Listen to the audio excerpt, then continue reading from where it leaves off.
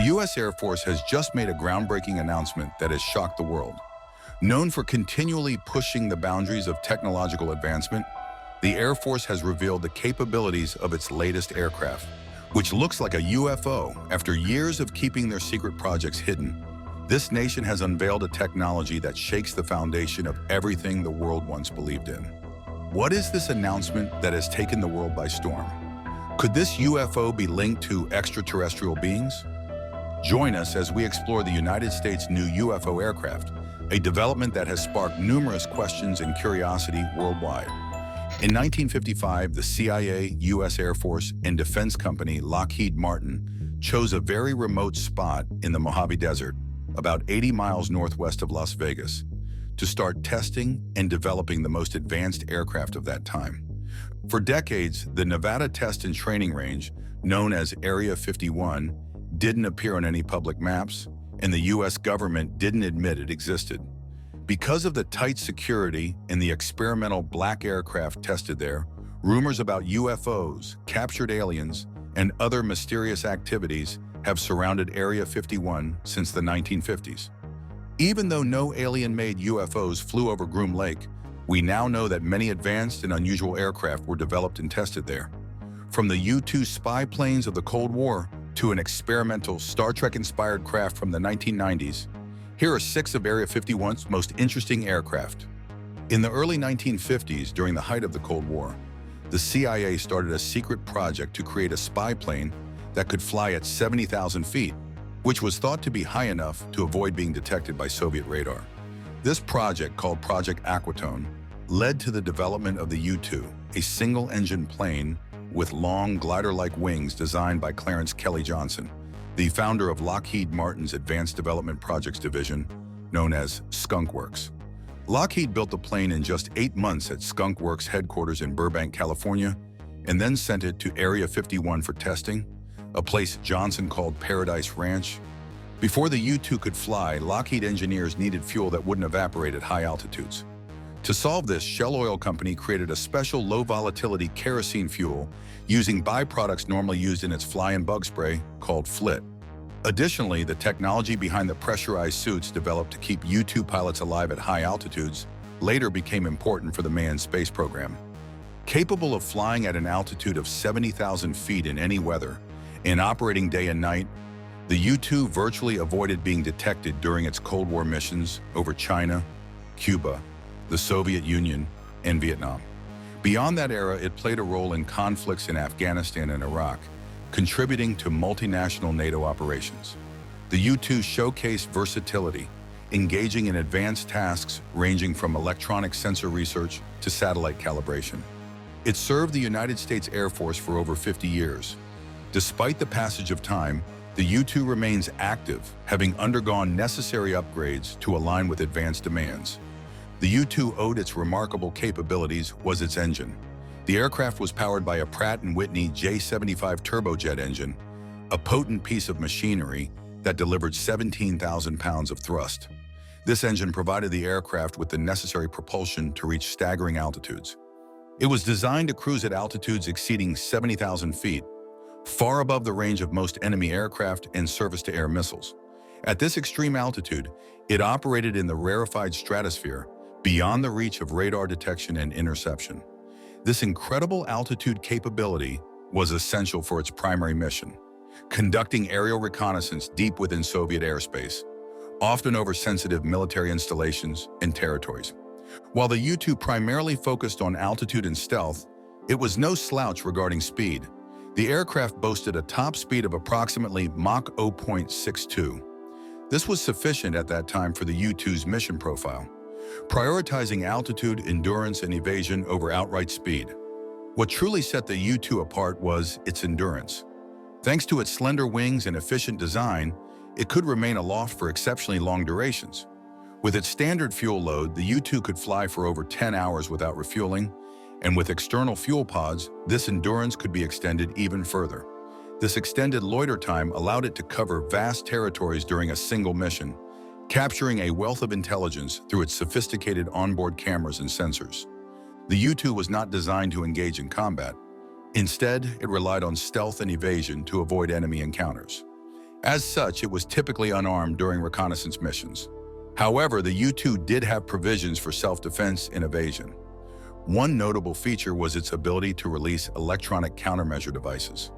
These ECM pods emitted electronic signals designed to jam or confuse enemy radar systems and surface-to-air missiles, providing additional protection for the aircraft during its perilous overflights.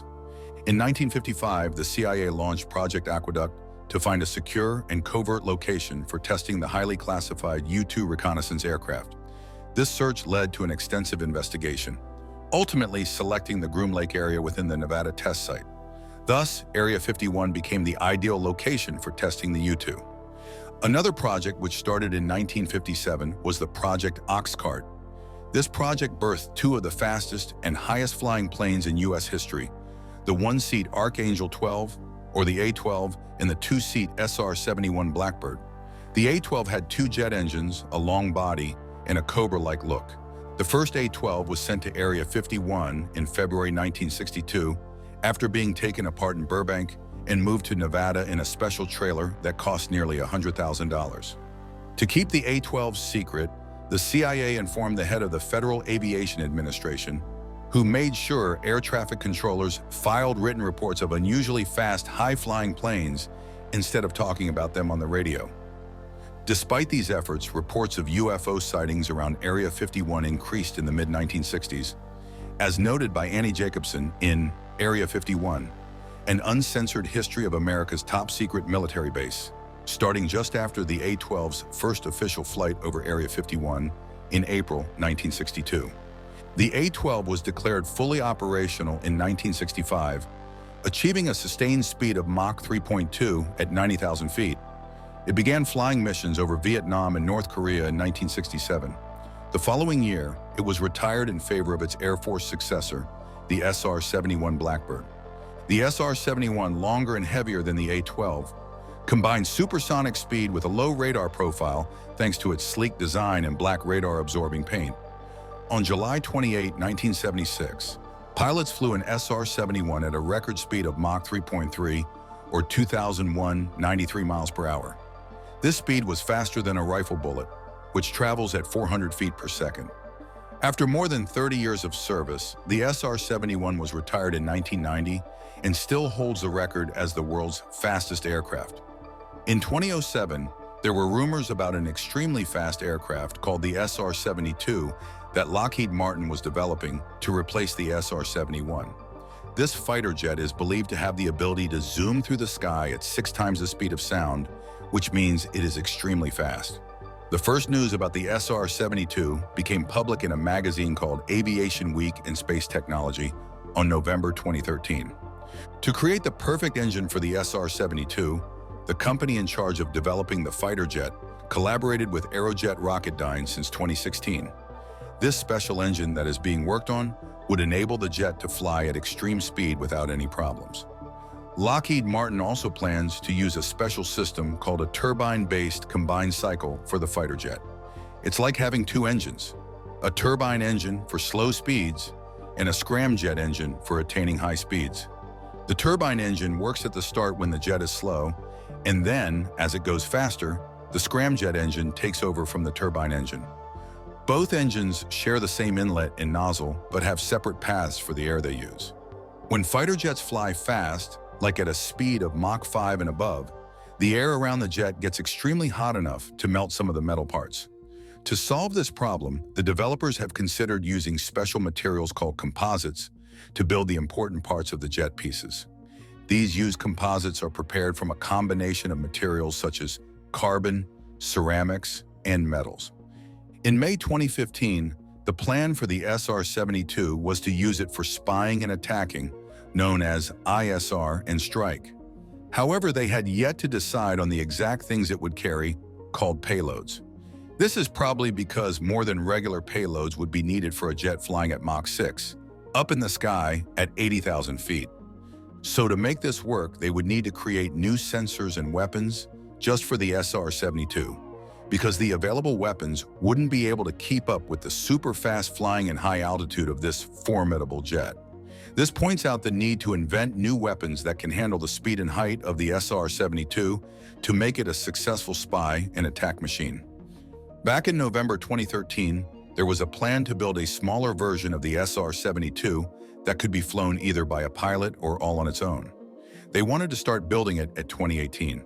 This smaller version, called a demonstrator, was supposed to be around 60 feet long, similar to a Lockheed Martin F-22 Raptor fighter jet. They planned to put a real-size engine in it so it could fly fast, up to Mach 6 for a few minutes. After building this smaller version, what was left was to test it in the air to see how well it worked. The timeline for testing this SR-72 demonstrator was set to match another hypersonic weapon project called the High-Speed Strike Weapon. They needed to make sure both projects were on track and could be tested around the same time. So the plan was to start building this cool, smaller SR-72 and test it to ensure it was as advanced as they hoped. The SR-72 is expected to be around the same size as the SR-71, more than 100 feet long, and should be able to fly as far as the SR-71 can. It is expected to be ready for missions by the year 2030.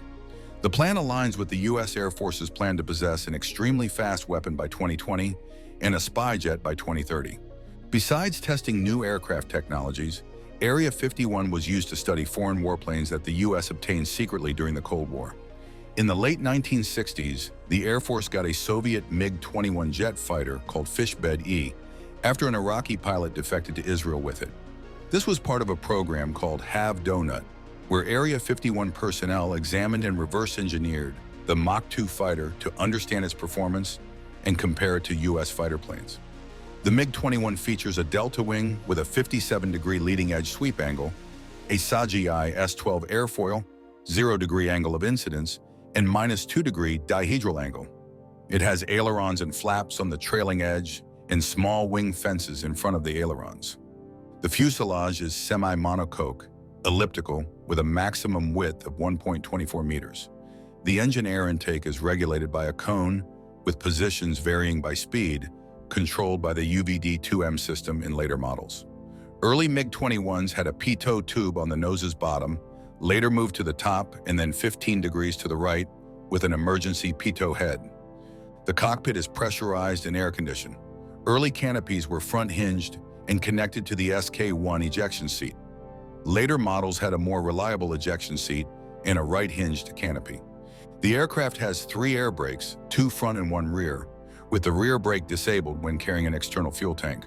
The main landing gear retracts into the fuselage and the nose gear retracts forward under the radar. The empennage includes a vertical stabilizer with a 60-degree sweep angle and 5.32 meters square area, a stabilator with a 57-degree sweep angle, 3.94 meter square area, and 2.6 meter span, and a small fin for yaw control.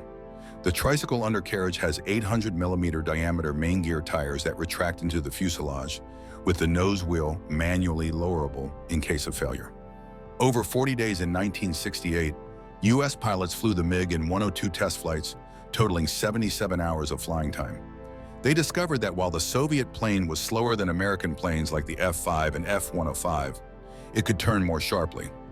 Analysts then advised U.S. pilots to avoid long dogfights with the MiG. The secret MiG program at Area 51 proved valuable during the Vietnam War, where U.S. Air Force pilots achieved a 2-to-1 kill-loss ratio, downing 137 Soviet-made MiGs. It also led to the creation of the famous Top Gun fighter pilot school in 1969. In the 1970s, Area 51 was where the U.S. developed its first stealth bomber, the F-117 Nighthawk, designed by Lockheed's Skunk Works under the codename Have Blue. The F-117 had a faceted diamond-like surface that reflected and disrupted radar beams, making it look similar to the boomerang-shaped UFOs people had imagined since the 1940s. When the USAF first approached Lockheed for a stealth aircraft, Skunk Works director Kelly Johnson suggested a rounded design for optimal speed and stealth. However, his assistant, Ben Rich, demonstrated that faceted angle surfaces significantly reduced radar signature, supported by computer-aided aerodynamic control. A 1975 report confirmed this, leading to the rejection of the rounded design. The resulting F-117 design, powered by 2 modified General Electric F-404 turbofan engines, featured a V-tail, air refueling capability, and a spacious cockpit. The F-117 is aerodynamically unstable and relies on a quadruple redundant fly-by-wire system with avionics sourced from various aircraft to lower costs and maintain secrecy. Its sophisticated navigation and attack systems enable high-precision missions. The F-117's stealth is achieved through a radar-absorbent, faceted shape and IR signature reduction measures, but it is limited to subsonic speeds and lacks radar to avoid detection. Its design reflects the limitations of 1970s computer technology, which was later improved in subsequent stealth aircraft designs. The futuristic, alien-looking aircraft first flew over Area 51 in June 1981, but wasn't publicly revealed until late 1988. It remained a top-secret project for 7 years. In early 1991, the F-117 was used in the bombing of high-value targets in Baghdad during Operation Desert Storm. It later served in Afghanistan and Iraq before being retired in 2008. However, some of these aircraft are still flying today. In the 1990s, Boeing developed a secret aircraft called the Bird of Prey for the Air Force at Area 51. This research aircraft, named the YF-118G, looked like the Klingon battlecruiser from the 1984 movie Star Trek III, The Search for Spock. It was created to test new aircraft technologies and methods to make planes less visible to the eye and radar. One of the key achievements of the Bird of Prey project was its success in radar cross-section reduction. The faceted design, composite materials, and other radar-absorbing features contributed to a reduced radar signature, making it challenging for radar systems to detect and track the aircraft. This accomplishment was vital for advancing stealth technology and paved the way for more advanced stealth aircraft, such as the F-22 Raptor and F-35 Lightning II. The Bird of Prey also incorporated several other advanced technologies and design elements. Its single-seat cockpit was equipped with a heads-up display and advanced avionics systems. It was powered by a Pratt & Whitney JT15D5C turbofan engine, providing the necessary thrust for flight testing. While its top speed and other performance characteristics remain classified, the aircraft could sustain flight at subsonic speeds. For people that have certain doubts, check out the TR-3B, a secret aircraft built in Area 51. The aircraft has a similar triangular shape, but is smaller, more like a fighter jet. This shape is more than simply aesthetics. It enables silent flight due to unique aerodynamic technologies. A standout feature is its engine placement, similar to the F-35, allowing vertical takeoff and landing. This capability lets the aircraft land almost anywhere, from open fields to rooftops or traditional runways. Over time, engineers faced the challenge of creating an aircraft that was both lightweight and incredibly durable, while also possessing unmatched stealth capabilities. They turned to the advanced technologies used in the legendary B-21 Raider bomber. Hyperstealth biotechnology, the masterminds behind the Raider's coating, harnessed existing stealth technologies to develop a revolutionary absorbing coating. To achieve the ultimate stealth effect, developers designed a special metamaterial capable of altering the direction and speed of radar waves passing through the aircraft's body. This ingenious approach creates a shell that does not reflect radar signals, rendering the aircraft practically invisible to military radars and allowing it to approach the enemy at dangerously close distances undetected. But the engineers didn't stop there. They equipped the new aircraft with a radar beam scattering system developed in the secretive labs of Area 51. This system is a marvel of modern technology. Even if the aircraft is detected by radars, the system generates extensive interference, making it impossible for the enemy to accurately determine its location.